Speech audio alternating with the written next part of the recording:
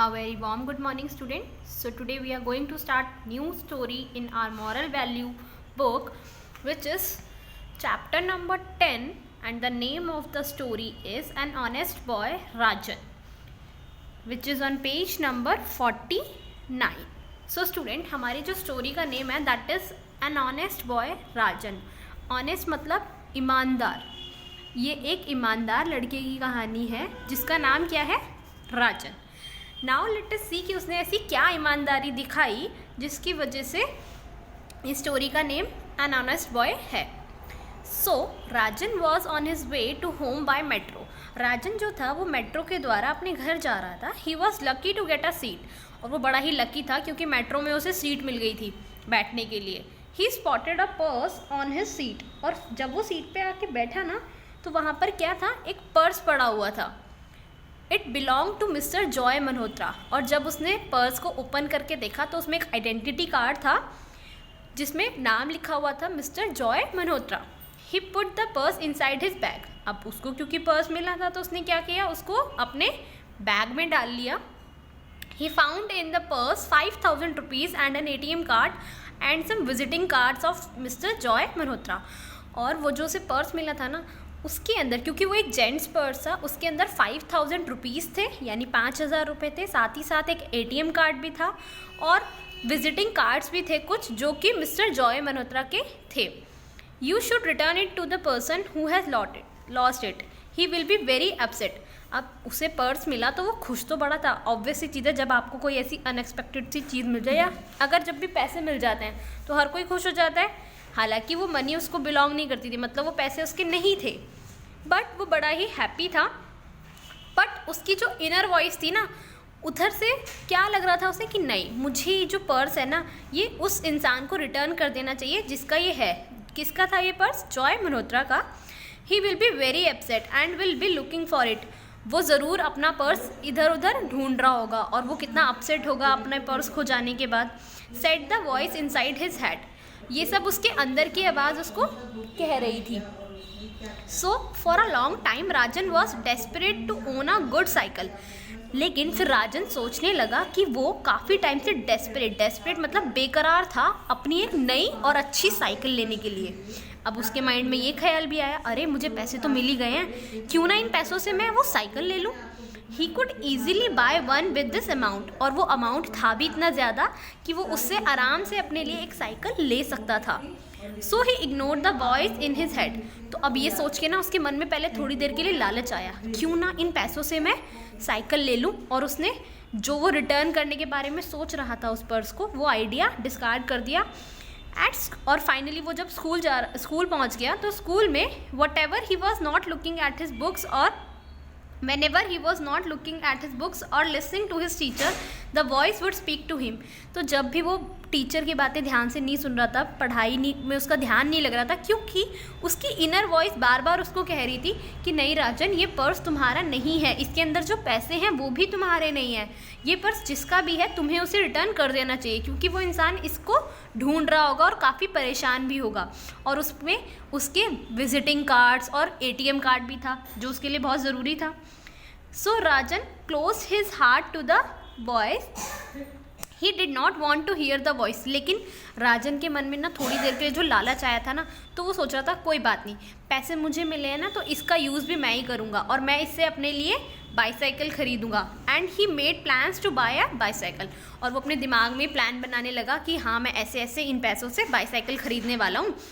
But finally फिर उसको realise हुआ, no this is not right. Said the voice again, what if your father lost his purse and someone found it.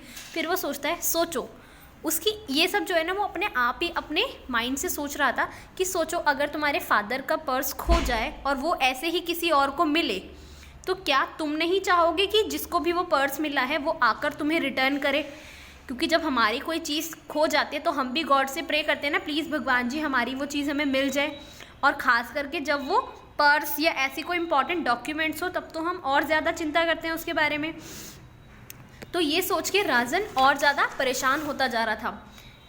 Eight last Rajan could no longer ignore the voice. He found a card inside the purse. अब finally Rajan को लगा नहीं, ये ठीक बात नहीं है, मुझे उसका पर्स जिसका भी ये है मिस्टर मल्होत्रा का, उन्हें रिटर्न कर देना चाहिए। तो फाइनली उसने उस पर्स को ओपन किया, उसके अंदर एक कार्ड था, उसके ऊपर मिस्टर मल्होत्रा का नंबर लिखा हुआ था। राजन ने मिस्टर मल्होत्रा को कॉल किया और उन्हें बताया कि उसे कैसे मेट्रो में सीट के ऊपर उनका पर्स मिला है और वो अभी भी उसी के पास है। Once he inform Mister Malhotra, Rajan was a happier person. अब जब उसने कॉल करके उन्हें इन्फॉर्म कर दिया था ना, तो बड़ा ही खुश हो गया था कि चलो मैंने एक अच्छा काम किया, क्योंकि अब मिस्टर मल्होत्रा भी परेशान नहीं होंगे, उनका जो पर्स लॉस्ट किया था उन्होंने, वो उन्हें मिल जाएगा। He had done the right thing by listening to the voice inside his head. और वो ये सोच के ज़्यादा खुश था कि फाइनली उसने अपने दिल की सुनी, जो उससे कह रहा था कि नहीं, हमें गलत चीज़ नहीं, हमें अच्छी चीज़ें करनी चाहिए, जिसमें इस सिचुएशन में अच्छा यही था कि जिसका ये पर्स है उसे लौटा दिया जाए। तो नेक्स्ट डे मिस्टर मल्होत्रा अपना पर्स लेने के लिए राजन के पास आए और उन्होंने राजन को थैंक किया और उन्होंने क्या कहा, you are such a caring honest person, तुम बहुत ही केयरिंग और एक ईमानदार लड़के हो। Your parents must be very proud of you, तुम्हारे पेरेंट्स को, तुम्हारे माता पिता को तुम पर ज़रूर गर्व होगा, क्योंकि तुमने एक बहुत ही अच्छा और ईमानदारी वाला काम किया है। और साथ ही साथ उन्होंने अपने पर्स में से 1000 रुपीज़ निकाल कर राजन को दे दिए और उसे कहा, please by your self something useful with this, आप अपने लिए इससे कुछ भी ऐसा खरीद लीजिए जो आपको पसंद है, ये मेरी तरफ से आपको एक गिफ्ट है, you can say return gift है कि आपने मुझे मेरा पर्स लौटाया है, तो उसके रिटर्न में मैं आपको गिफ्ट दे रहा हूँ कि आप ये 1000 रुपीज़ यूज़ कर लीजिए अपने लिए। अब राजन को ये जो अमाउंट मिला था ये उतना बड़ा तो नहीं था जितने में वो साइकिल ले सके, लेकिन ये उसको एज अ रिवॉर्ड मिला था, यानी इनाम के तौर पे मिला था, क्योंकि उसने एक अच्छा काम किया था। So he was happy to know that mister Joy Malhotra considered him to be caring and honest person. तो वो ये सोच के ज़्यादा खुश था कि मिस्टर मल्होत्रा ने उसे एक अच्छा और ईमानदार लड़का समझा और उन्होंने उसको थैंक भी किया इस चीज़ के लिए। He experience a different kind of happiness and was glad that he had listen to his inner voice.